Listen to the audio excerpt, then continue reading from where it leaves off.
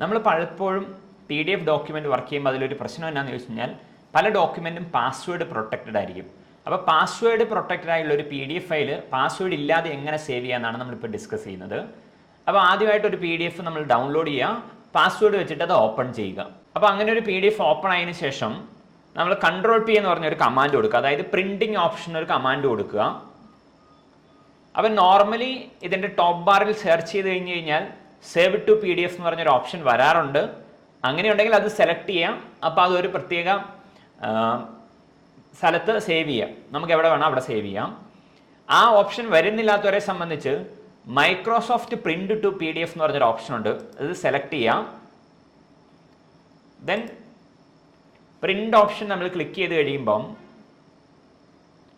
അത് ഈ പറയുന്ന ഡോക്യുമെൻ്റ് ഒരിടത്ത് സേവ് ചെയ്യാനായിട്ട് ചോദിക്കും. അപ്പോൾ നമുക്ക് എവിടെയാണോ അത് വേണ്ടത് നമുക്ക് അവിടെ സേവ് ചെയ്യാം. നമ്മുടെ ഡോക്യുമെൻ്റ് സേവായി.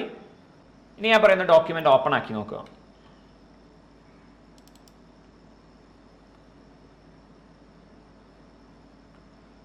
അപ്പോൾ നമുക്ക് കാണാം പാസ്വേഡ് ഇല്ലാതെ ആ ഡോക്യുമെൻ്റ് ഓപ്പൺ ചെയ്യാൻ സാധിക്കുന്നതാണ്.